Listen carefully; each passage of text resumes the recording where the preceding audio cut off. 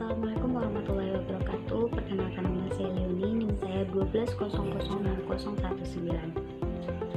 Saya mahasiswi Institut Agama Islam Pontianak dari Fakultas Usuluddin Adab dan Dakwah, Prodi Bimbingan Konseling.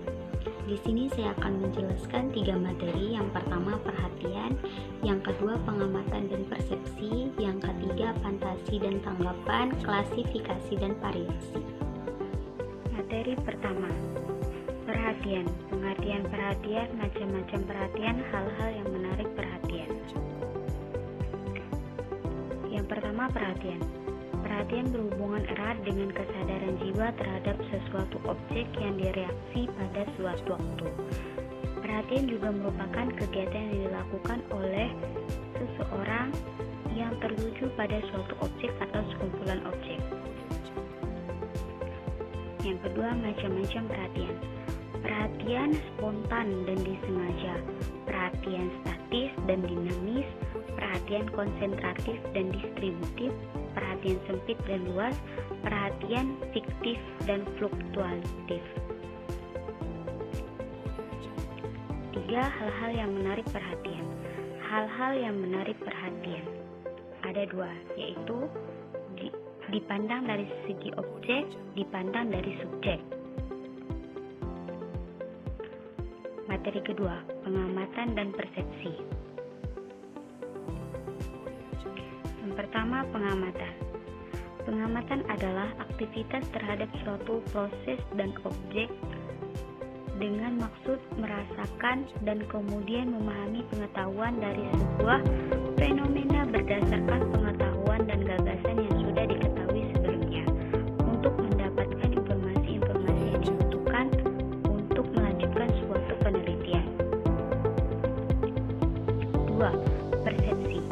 Persepsi adalah tindakan menyusun, mengenali, dan menafsirkan informasi sensoris guna memberikan gambaran dan pemahaman tentang lingkungan. Persepsi meliputi semua sinyal dalam sistem saraf yang merupakan hasil dari stimulatif fisik atau kimia dari organ pengindra. Materi ketiga, fantasi dan tanggapan, klasifikasi dan variasi. Pertama, pengertian fantasi. Fantasi adalah daya untuk membentuk tanggapan-tanggapan baru dengan pertolongan tanggapan-tanggapan yang ada, dan tanggapan baru itu tidak harus benda-benda yang ada.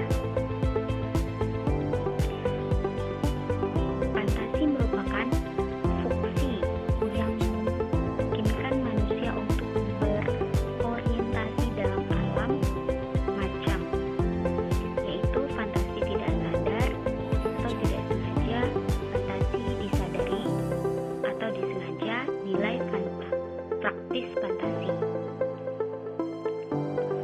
Fantasi bersifat abstraksi. Kalau dalam berfantasi itu ada bagian-bagian yang dihilangkan.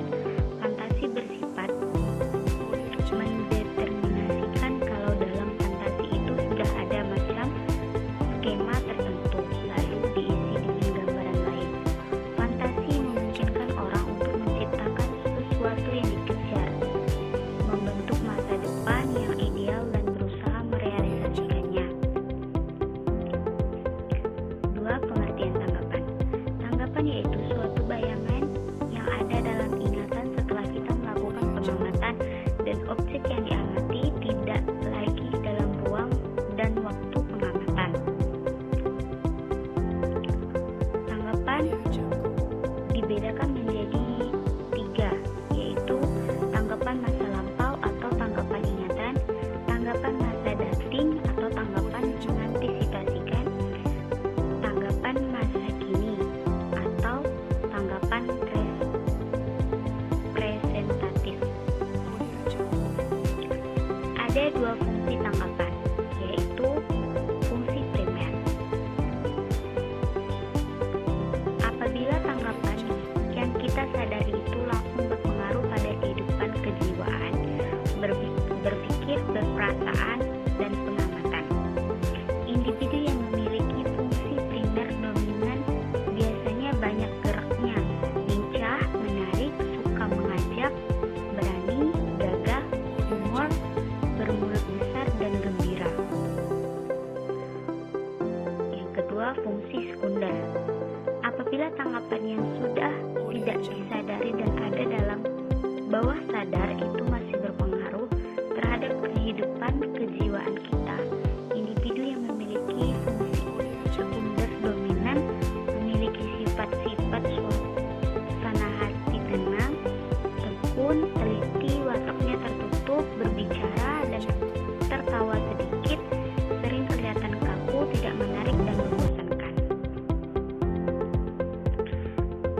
Ketiga, pengertian klasifikasi.